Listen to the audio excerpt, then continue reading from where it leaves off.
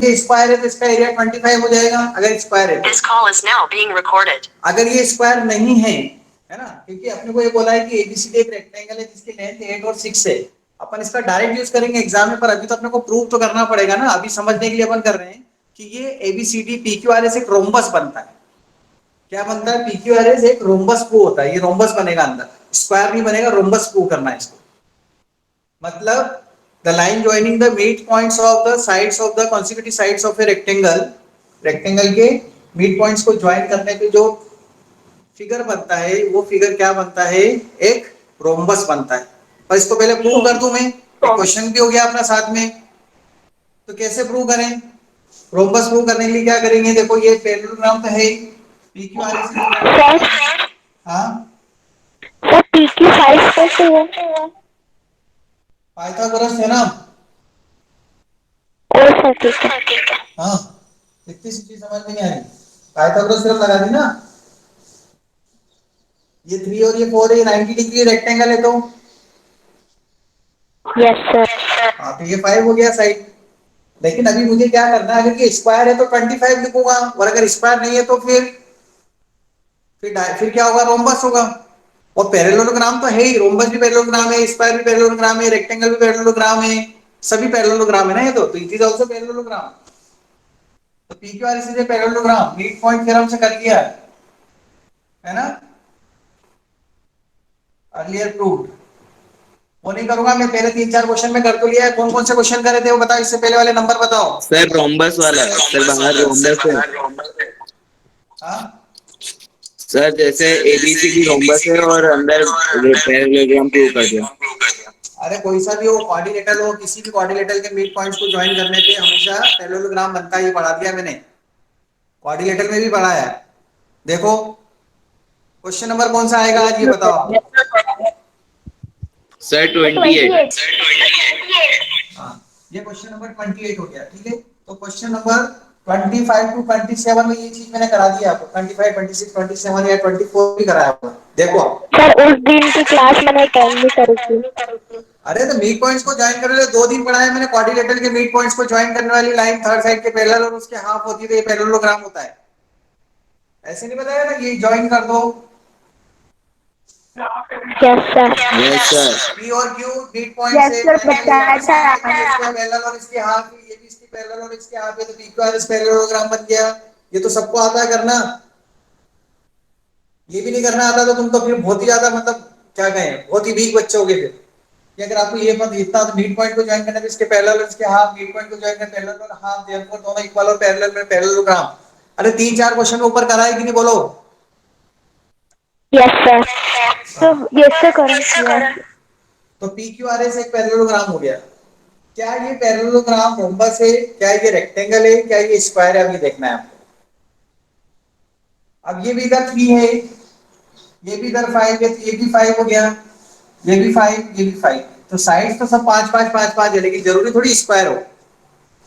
Rhombus भी तो हो सकता है ना। तो समझ में आ रही बात? सर आरसी तो सर कौन है? हाँ, कौन है? क्या बोल?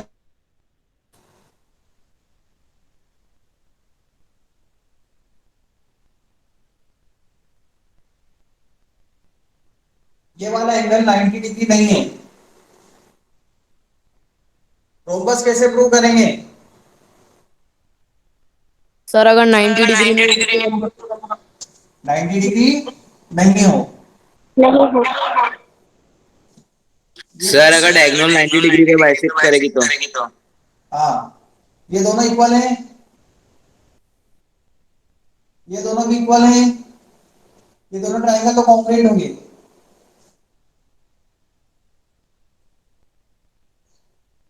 अब अपने को इसके डायगोनल ले लेते हैं, ये डायगोनल।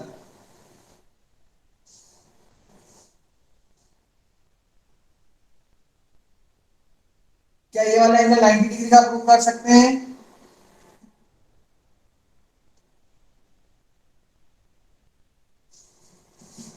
कोई भी एक एंगल 90 डिग्री का प्रूव कर दो। अगर पैरेललोग्राम के डायगोनल्स परपेंडिकुलर होते हैं, पैरेललोग्राम के डायगोनल्स परपेंडिकुलर होते हैं तो वो क्या बन जाता है? रोम्बस। ये प्रूव कर रखा है आपने पहले।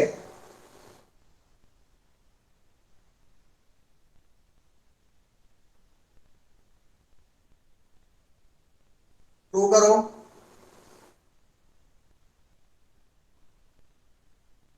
ये साइड 5 है, ये साइड 5 साइड से कॉन्ग्रुएंट हो जाएंगे। दिस एंगल 190 डिग्री प्रूव कर दो। और स्क्वायर प्रूव कर दो। दोनों में से कुछ एक चीज प्रूव करनी पड़ेगी आपको इसमें। या तो स्क्वायर प्रूव होगा या सर रेक्टेंगल। स्क्वायर तो प्रूव हो गया ना। हाँ, स्क्वायर तो है ही, चारों साइड्स इक्वल है तो। बस 90 डिग्री से डिपेंड करता है।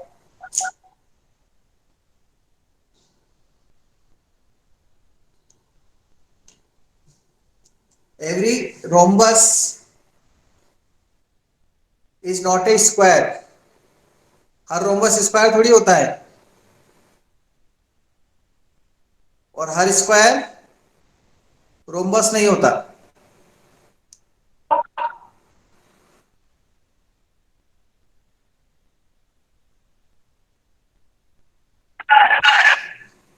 All sides are equal, it is a rhombus. Rhombus तो ऐसे प्रूव हो गया ना।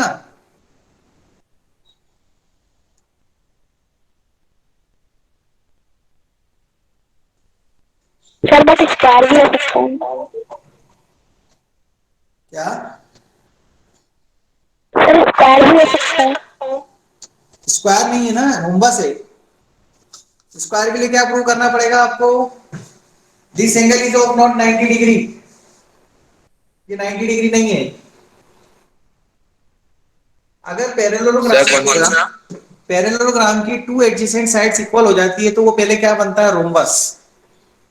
पैरेललोग्राम की टू एडजेसेंट साइड्स इक्वल हो गई है, ये इक्वल हो गई, ये इक्वल हो गई ना, चारों इक्वल हो रही है आपस में। All four sides are equal, then it is A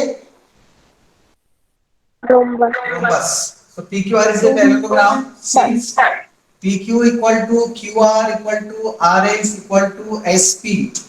This implies PQRS is a rhombus. अब रोम्बस का एरिया का फॉर्मूला क्या होता है? Half D1 D2। Half D1 D2। Half D1 into D2। Diagonal कितना है? सर एक 6 है और एक 8 है। हाँ, और ये कितना है? 8।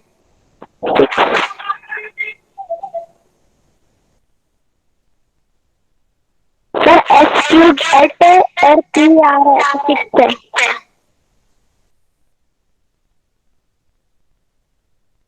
सर ये स्क्वायर क्यों नहीं हो सकता? हाँ, सर ये स्क्वायर क्यों नहीं हो सकता? क्योंकि ये वाला एंगल हम 90 नहीं प्रूव कर पाएंगे।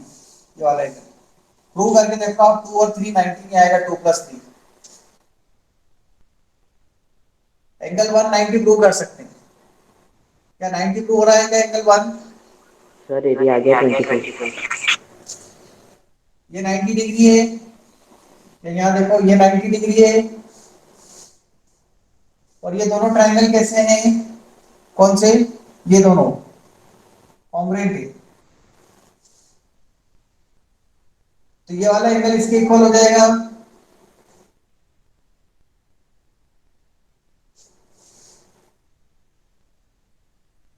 सर पी और बाइसेक्ट तो करते तो 3 और 2 इक्वल हो जाएंगे।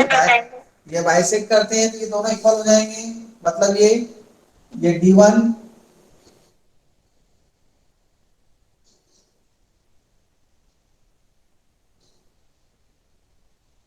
पैरेललोग्राम के डायगोनल बाइसेक्ट करते हैं ना।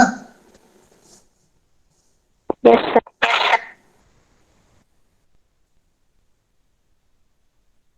पैरेललोग्राम के डायगोनल बाइसेक्ट करते हैं और ये इक्वल नहीं होते हैं, ध्यान रखना, रोम्बस है इसलिए। Both area are equal.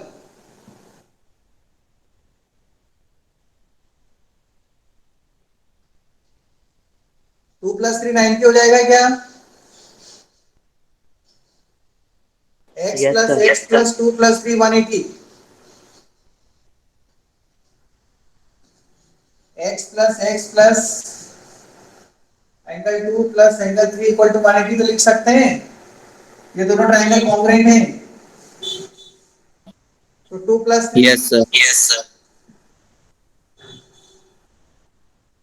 इसको 4 दे दो, इसको 5 दे दो।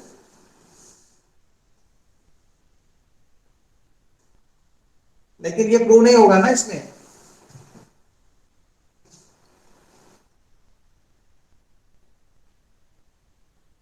आंसर क्या दिया है 25।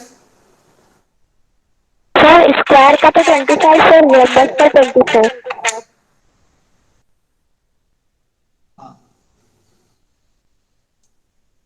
देखो ये एक अपन ने क्वेश्चन नहीं करा, लेकिन मैं आपको बताता हूँ कहीं ना कहीं आएगा ये क्वेश्चन।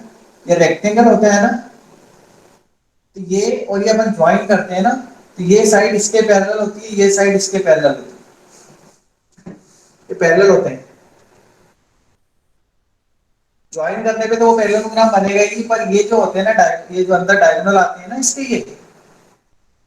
ये इसके पैरेलल होता है। तो ये पूरा कितना 6 है, तो ये भी पूरा 6 हो जाएगा। ये पूरा 8 है, तो ये भी पूरा 8 हो जाएगा। और डायगोनल बाइसेक्ट कर रहे हैं तो ये कितना हो जाएगा 4 और ये 3, तो 4 into 3 half, 8 into 6 by 2, sir 24। ये 24 आंसर आ जाएगा। इसका आंसर 24 ही किया होगा, क्योंकि ये एक रोम्बस है। देखो रोम्बस है, ये 8 साइड है पूरी, तो ये भी 8 हो गई। डायगोनल D1 कितना हो गया 8, डायगोनल D2 कितना हो गया 6, तो एरिया ही आ जाएगा रोम्बस। रेक्टेंगल के साइड्स के मिड पॉइंट्स को ज्वाइन करने पर स्क्वायर नहीं बनता, क्या बनता है? रोम्बस। रोम्बस। क्योंकि ये एंगल 90 डिग्री नहीं प्रूव हो सकता 2 प्लस 3। ये वाला एंगल 90 डिग्री प्रूव नहीं हो पाएगा। देखो आप 2 प्लस 3 90 कैसे प्रूव करोगे?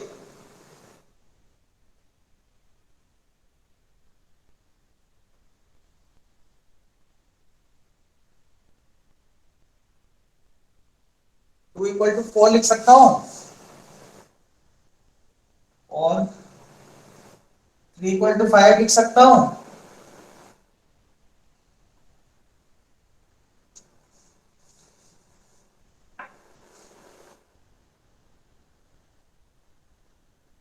ये लाइन पैरेलल है और ये इसके अल्टरनेट इंटीरियर। हाँ अल्टरनेट एंगल से। तो 4 प्लस 5 तो 90 आ ही नहीं सकता ना। 4 प्लस 5 90 नहीं आ सकता। x प्लस 5 90 है, x और 5 मिलकर 90 बनेंगे। देखो x प्लस 5 90 और 4 प्लस x 90, इसी से मिल रहा है ना यहाँ से दो टुकड़ों से। तो 2 प्लस 3 90 कैसे होगा?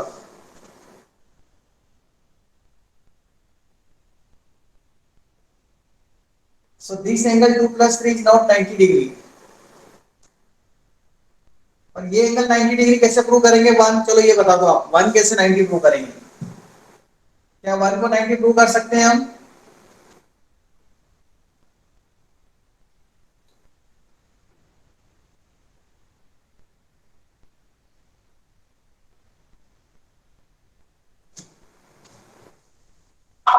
यस सर कर सकते हैं। कैसे?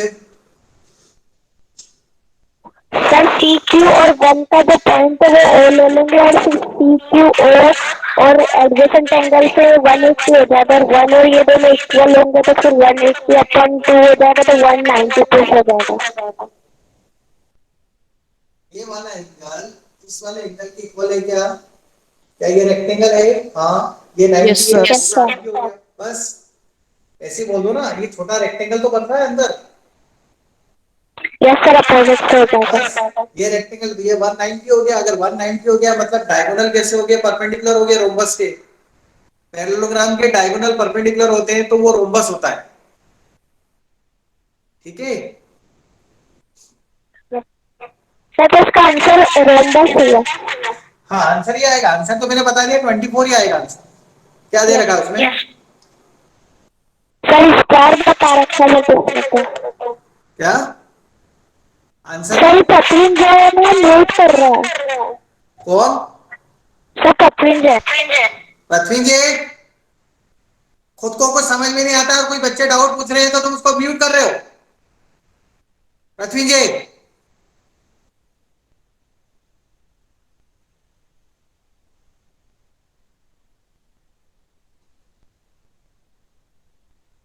बाहर जाओ आप तुम। सर है ना इसमें स्क्वायर दे रखा है। हाँ स्क्वायर दे रखा है आंसर। सर मेरे को समझ में नहीं आया इसलिए मैंने आपसे पूछी। स्क्वायर नहीं होगा ना, स्क्वायर कैसे प्रूव हो रहा है?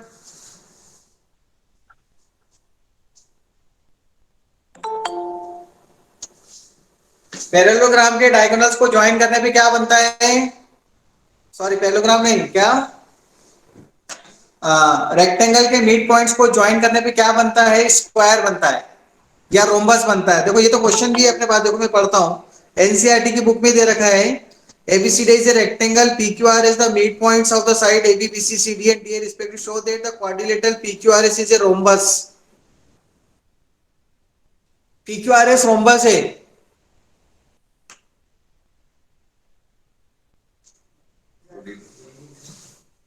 क्या टाइमिंग दिया?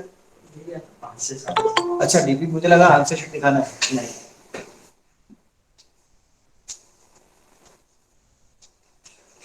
तो क्वेश्चन इसमें गलत दे रखा है। हाँ पृथ्वी जी, पृथ्वी जी, पृथ्वी जी,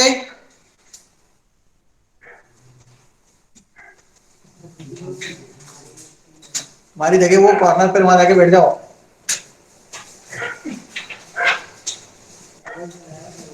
नेक्स्ट क्वेश्चन लिखो आप। अच्छा डाउट था।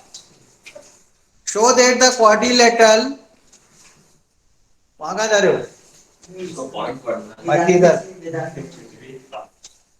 इस पे नंबर डाले हुए हैं बीपीपी के ऊपर, नंबर डाल रखे हैं सब पर। तो उस पे भी डाले हुए, तीनों के अंदर डाले हुए सब पे नंबर।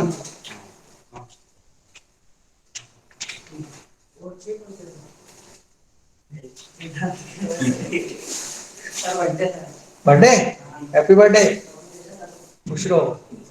चॉकलेट वॉकलेट खिलाओ, ये ऐसे थोड़ी होता है। ठीक है।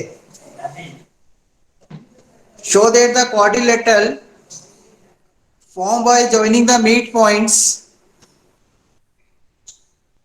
show that the quadrilateral formed by joining the midpoints of the consecutive sides of a square, show that the quadrilateral formed by joining the midpoints of the consecutive sides of a square is also a square। Square के mid points को join करने पर square बनता है। एक बार repeat कर दो।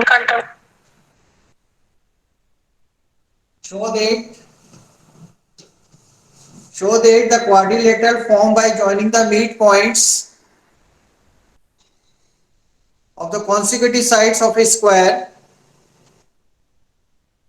is also a square।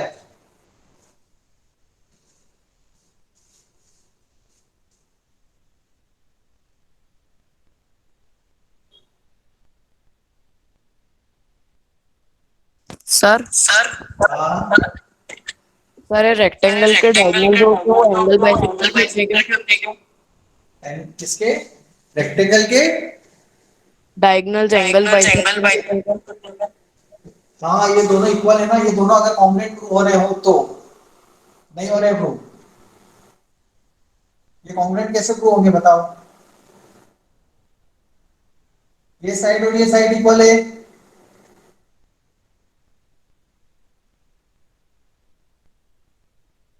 अच्छा सर इसके एक बाद कॉमन हो जाएगा और एसी एसी एसी को ज्वाइन करके करो ना। सर अगर डायगोनल मतलब एंगल बाइसेक्टर होंगे तो कुछ हो जाएगा ना 90 डिग्री। फिर क्या हो जाएगा?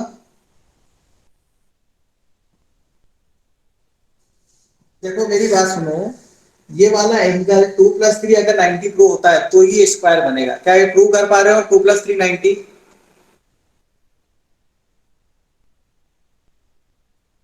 2 + 3 90 प्रूव करने के बाद ही स्क्वायर बोल पाएंगे, बाकी स्क्वायर नहीं बोल पाएंगे। इससे तो डायगोनल इसके बाइसेक्ट करते हैं, रोम्बस के भी डायगोनल बाइसेक्ट करते हैं। चारों साइड स्क्वायर की इक्वल होती है, स्क्वायर की भी इक्वल होती है, रोम्बस की भी चारों साइड इक्वल होती है, रोम्बस के भी डायगोनल बाइसेक्ट करते हैं, स्क्वायर के भी डायगोनल बाइसेक्ट करते हैं। बस रोम्बस और स्क्वायर में एक ही सबसे बड़ा डिफरेंस है कि उसके जो दो कॉन्सिक्यूटिव साइड के बीच का एंगल 90 डिग्री नहीं होता और स्क्वायर में 90 डिग्री होता है। तो 2 + 3 अगर 90 प्रूव हो जाएगा तो ये स्क्वायर प्रूव होगा। तो क्या आप 2 + 3 90 प्रूव कर पाओगे? ये कोशिश करके देख लो, कोई सा भी दिमाग लगाओ, कुछ भी लगाओ, 2 + 3 तभी स्क्वायर वाला आंसर सही होगा। और मुझे नहीं लग रहा है 2 + 3 90 आएगा।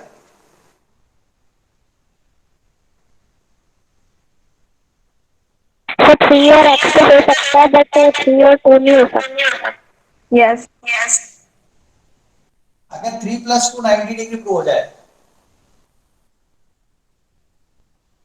सर अगर ये दोनों ट्रायंगल ट्रायंगल हो जाएंगे तो एंगल 2 + 2 = 3 हो जाएगा। तो ये और ये इक्वल, ठीक है। Yes sir. फिर उसके बाद ये कॉमन, यस सर। और कौन सी साइड, कौन सा एंगल? सर 90 डिग्री नहीं बोल। वो तो 90 डिग्री, अपन इसको भी पहले ये प्रूव करना ये रेक्टेंगल है, फिर ये भी तो प्रूव करना पड़ेगा आपको। तो अपन ने इसको रेक्टेंगल ले लिया, ये 90 डिग्री है, ये भी 90 हो गया। क्यों? क्योंकि ये एडजेसेंट साइड्स इक्वल थी इसकी। अभी अपन ने क्या किया, मिड पॉइंट्स को ज्वाइन करने वाली थर्ड साइड की पैरेलल हो तो उसकी हाफ होती है। तो फिर दो आंसर आ रहे हैं इसके, दो आंसर के सर ऐसे ऐसे दोनों ट्रायंगल प्रूव हो जाएंगे कॉन्ग्रुएंट। कौन से दोनों ट्रायंगल? सर ये रोम्बस के दोनों 3 और 2 वाले। POS, POQ। सर वो 90 डिग्री हो सकता है। ये हाँ 90 डिग्री सर है। क्योंकि रेक्टेंगल है ना। देखो मैं सिर्फ ये लिख सकता हूँ, ये दोनों इक्वल हैं। ये दोनों भी सर कैसे कॉमन, equal हैं? Sir common. OP common. हाँ, सर वो और कॉन्ग्रेंट सर और sir EOS 90 degree. OQ equals to OS। हाँ तो यही चीज जो अपन बोल रहे हैं ना, ये डायगोनल बाइसेक्ट कर रहे हैं किसके पहले? हाँ ठीक है, ये दोनों हो गए थे, 3 = 2 हो गया। Yes sir. हाँ, और sir x equals to x। और ये दोनों भी कॉन्ग्रुएंट है, ये तो हमने पहले लिख ही लिया यस था। सर। हाँ, तो सर हो x गया। + 3 + 2 + x 180 और 3 और 2 इक्वल। सर x कट हो गया। हाँ, सर x कट हो 2x गया। Plus 2 angle 2। Sir x + x + 3 90 हुआ।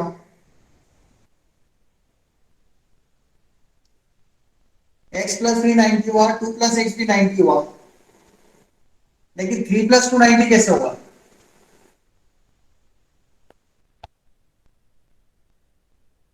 ठीक है, सर 3 और 2 तो एक ही है। हेलो,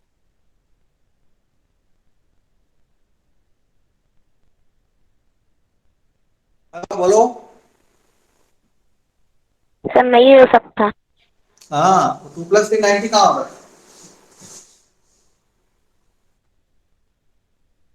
चलिए वाला क्वेश्चन तो आगे दिया है मैंने आपको।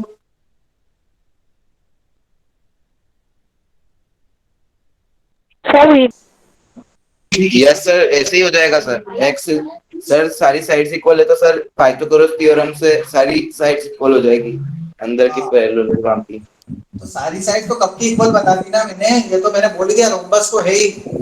नो सर, आपने जो क्वेश्चन सर दिया इसमें उसमें नहीं, भी। अगले क्वेश्चन में। हाँ हाँ, अच्छा जो क्वेश्चन सर दिया वो।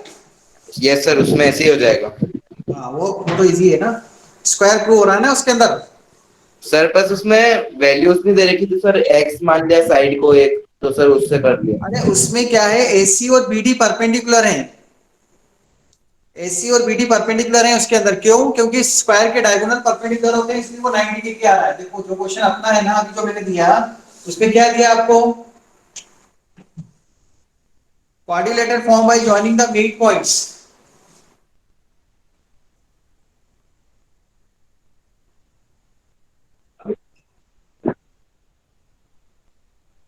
ये है ना, quadrilateral joining the midpoints of the consecutive sides of a square। ये वाला एंगल 90 डिग्री है। क्यों है 90? ये 90 क्यों है? परपेंडिकुलर परपेंडिकुलर है। बाइसेक्टर। किसके? स्क्वायर के सर डायगोनल। हाँ स्क्वायर। Perpendicular bisector. हाँ, तो ये 90 डिग्री हो रहा है प्रूफ अपने पास, तो ये भी कितना हो जाएगा इसके अंदर? AC और AD परपेंडिकुलर होंगे इसमें। AC यस और सर 90 डिग्री हो जाएगा। ये ABCD दे रखा है अपने को, तो AC और BD परपेंडिकुलर है, AC और BD परपेंडिकुलर है, ये 90 डिग्री है। AC and BD are perpendicular. तो सर एंगल पी भी 90 डिग्री हो जाएगा। हाँ, तो PQ और QR भी परपेंडिकुलर हो जाएंगे। ये PQ और कहाँ है QR, ये भी परपेंडिकुलर हो जाएंगे दोनों। तो ये 90 डिग्री हो गया, या ये दोनों भी परपेंडिकुलर है, तो ये 90 डिग्री हो गया। अब ये 90 प्रूव हो रहा है ना, क्योंकि ये इसके सर एक प्रूफ पैरेलल है, होगा तो ये सारे ही हो इसके जाएंगे। पैरेलल है। देखो ये दोनों पैरेलल है, ये दोनों पैरेलल है, ठीक है, और ये दोनों आपस में परपेंडिकुलर है। कौन कौन परपेंडिकुलर है? AC और BD परपेंडिकुलर है, तो ये जो इनके जो पैरेलल है वो भी परपेंडिकुलर हो जाएंगे ना। अरे यार ये देखो ये दोनों परपेंडिकुलर यस है, सर। ये इसके एक पैरेलल लाइन बनाई मैंने और इसके एक पैरेलल लाइन बनाई, तो ये भी तो परपेंडिकुलर हो गए। यस सर हो ये जाएंगे। इसके पैरेलल है, ये इसके पैरेलल है, तो ये यस 90 है सर। तो ये भी 90 हो जाएगा। अगर X 90 है तो Y भी 90 हो जाएगा, क्योंकि ये दोनों पैरेलल हैं और ये दोनों भी पैरेलल है। इसलिए ये वाला डिग्री, ये वाला एंगल कितना हो गया? 90। और अगर ये 90 हो गया तो PQRS क्या प्रूव हो गया? स्क्वायर। वहां नहीं प्रूव कर पा रहे हो आप, कहां प्रूव हो रहा है बताओ ना मुझे इस वाले क्वेश्चन में। इसलिए मैं कह रहा हूं मेरे हिसाब से वो PQRS क्या प्रूव होगा? रोम्बस। और रोम्बस के हिसाब से आंसर आएगा 48। और अगर स्क्वायर प्रूव हो जाता है वो तो बहुत बढ़िया बात है, तो फिर तो स्क्वायर ही देते ना वो उसके अंदर, उनको क्वेश्चन में बोलते ही नहीं वो सीधा।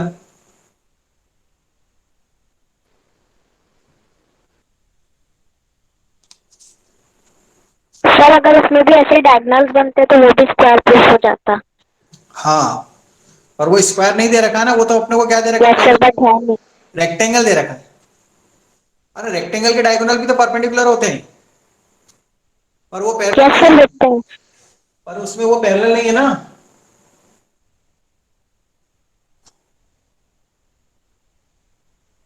एक मिनट, रेक्टेंगल के डायगोनल भी क्या होते हैं? ये रेक्टेंगल के डायगोनल है ना, ये रेक्टेंगल है।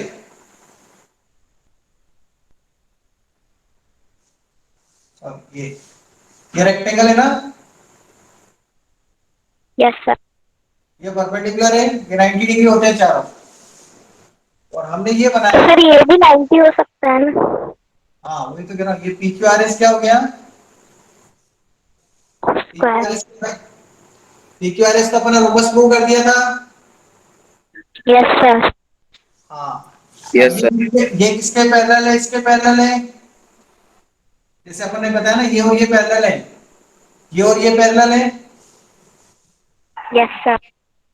और ये और ये पैरेलल है। Yes sir. Yes sir. ये क्रॉस क्रॉस वाले पैरेलल हैं और राइट साइड वाले भी पैरेलल हैं। और क्रॉस और राइट साइड वाले, मतलब ये क्रॉस वाला इस क्रॉस के पैरेलल है, ये राइट साइड वाला डबल राइट के पैरेलल है। सिंगल क्रॉस और सिंगल राइट एक दूसरे पे परपेंडिकुलर हैं, तो ये भी तो परपेंडिकुलर हो जाएंगे। हो गया ना? ठीक है, अब सही हो। तो ये भी स्क्वायर हो गया। हाँ स्क्वायर हो गया प्रूव, सही है। इससे अपने को आइडिया लग गया, देखा इसका, वो इस मेथड से प्रूव होगा, वैसे प्रूव नहीं हो रहा था। 2 + 3 90 अपने से, तो स्क्वायर हो गया, तब आंसर क्या आएगा? 25। सर दोनों ही है ना, स्क्वायर और रोम्बस। हाँ स्क्वायर भी है और रोम्बस भी है, दोनों ही आंसर है। More than one correct answer तो नहीं दिया इसमें। No sir. वाह ठीक है, फिर हमारे हिसाब से तो ये आएगा 25 और 48।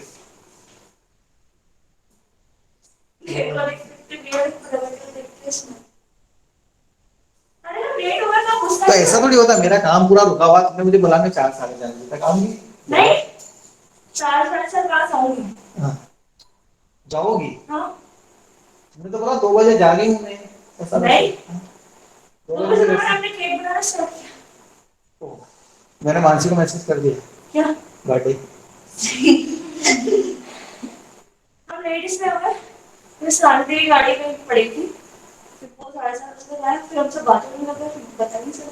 हाँ तो कोई बात नहीं, वो तो मेरी क्लास चल रही थी, मेरे को इसमें मैंने कहा अभी फालतू की बातें चैटिंग ऐसा हो गया था, फिर हम वहाँ चले गए थे, हमने ये क्लास के अंदर क्यों बच्चों के सामने में क्या, अपने बच्चों से क्या बात करूँ, बच्चे हैं, क्लास चल रही है ना। नहीं तो क्या हो गया, बच्चे क्वेश्चन करेंगे तो 9 क्लास के बच्चे हैं, पढ़ते भी नहीं है, बड़ी मुश्किल से पढ़ते हैं। देखो क्वेश्चन है,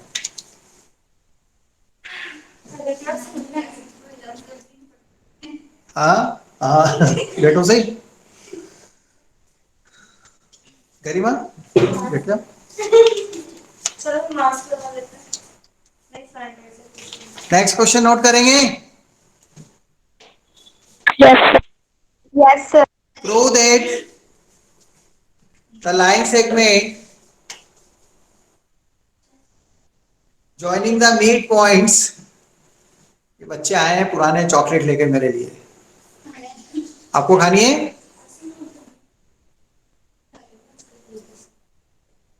Prove that the line segment joining the midpoints of the non-parallel sides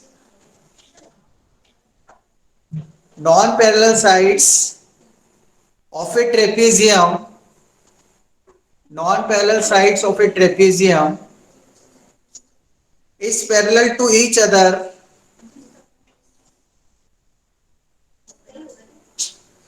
Prove that the line segment joining the midpoints of the non-parallel sides of a trapezium is parallel to each of the parallel sides.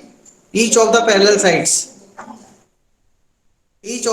sides and is equal to half of the sum of these sides. And is equal to half of these sides. Do it fast and share करें इसके अंदर WhatsApp group पर। Sir half of B. Line repeat कर दो। Repeat कर रहा हूं, prove that the line segment joining the midpoints of the non-parallel sides of a trapezium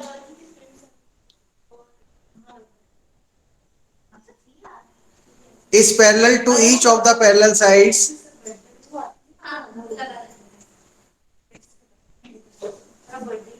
and is equal to half the sum of these sides and is equal to half the sum of these sides.